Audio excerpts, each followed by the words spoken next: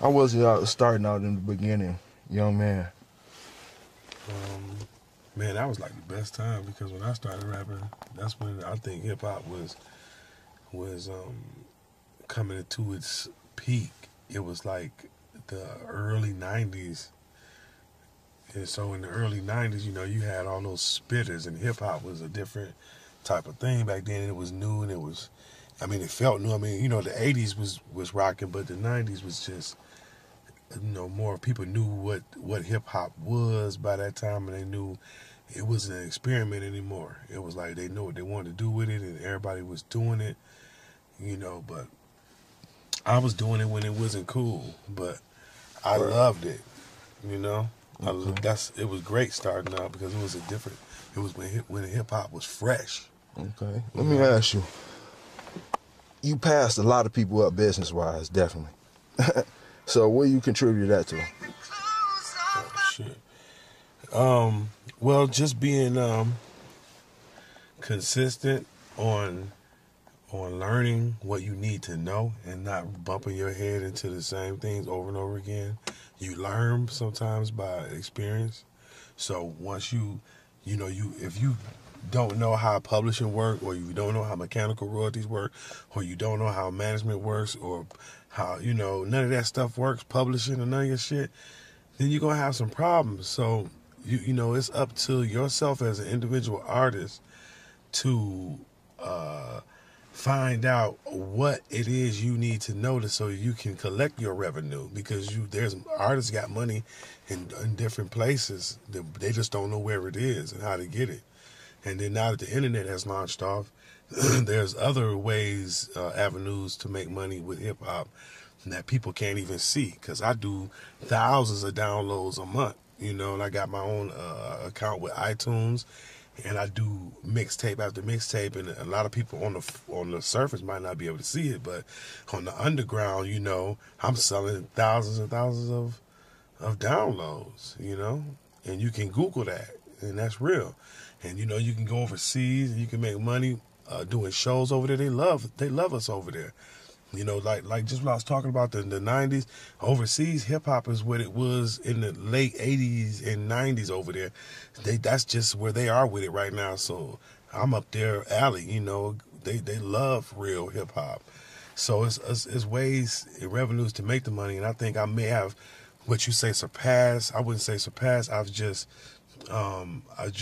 decided to arm myself with information, to find out how to get the money, and then know that you being an artist, you can't always do everything for free.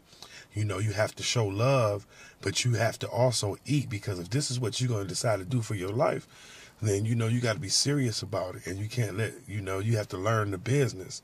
That way, nobody can ever pull one over on you, because you know what the fuck is going on. I think that's been one of the things that really separates people, as well as being serious and not dividing yourself. Right. I mean, myself, one of the reasons where it took so long is just too divided. Talk, play basketball, instead of, when I was playing basketball, Dogmatic was making albums. Yeah, but it's about having consistency, man. And whatever it is you want to do, if that's what you want to do, and you know that in your heart, because some people are still finding their way too, and some people find their way, later than others.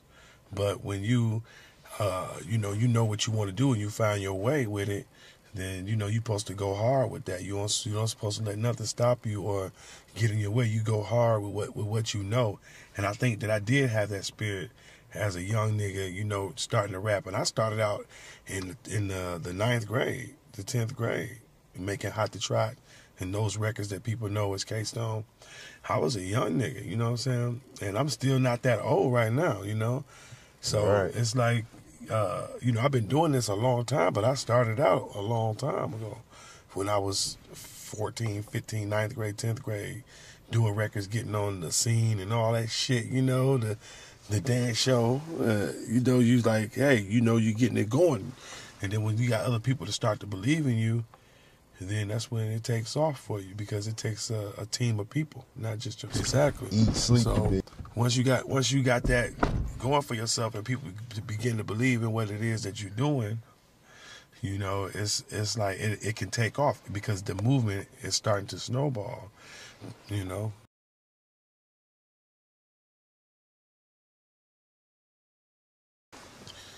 Well, I actually just did a deal last year with Universal, and you know, it's cool. But I think that, I mean, in a perfect world, you want to be able to be independent and do your music on your own, and own your own music, and be in control of your own music. And we in a time right now that we don't really, you know, not to speak against any label, but we in a time right now that we don't really need labels. You know, when you look at it, you know, there's avenues. You have the internet, which is a international tool.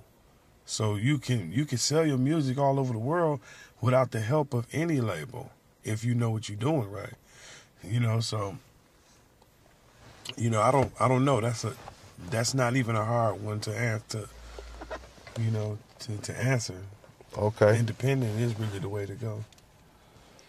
No, we don't have that much time left. So tell us what's coming up for you, your future projects, Dogmatic shows. Well, it's a 20-year anniversary on the K-Stone 313. It came out in 1994. It's 2014. It's been 20 years. So I'm working on a K-Stone project. It's going to be the new K-Stone 313, just like, you know, like a nigga got a Cadillac or something, you know, like they had a 94 Cadillac. Now you got a 2014 Caddy. It's going to be like that. It's still a Caddy, but it's a 2014 Caddy. So it's going to still be K-Stone, but it's going to be that 2014, 15, 2015, 16, 2030 K-Stone. You know, we finna go hard with this shit. And that's what I'm working on right now. So everybody can be on the lookout for that, for the new K-Stone that's coming, K-Stone 313. All right. And you said that label again was? Well, right now with Universal, Knorris, and that the Living Proof is what you could go cop off that. That's on iTunes, you know, all of the major websites, and, you know, all of the major chain stores, you know, online, Best Buy, you know, Walmart, all that. It's called Dogmatic Living Proof. It's under Universal, Knorris. And the new project that'll be out this spring, you know, going toward the summer, will be the K-Stone 313. So I'm getting ready to crack y'all heads with that shit right there. Oh, and I'm working on this shit right now with my man Sauce. You feel me? And we finna pop this shit off right now as we speak. Can't forget about that. Right. So you be on the lookout for that too. And what's the name of that joint? The joint? Post up, then get wasted. That's what's up. Post up and get wasted. I post right up now. and then get wasted. Looking for the chicks that's giving up the facelift. I post up and then get wasted.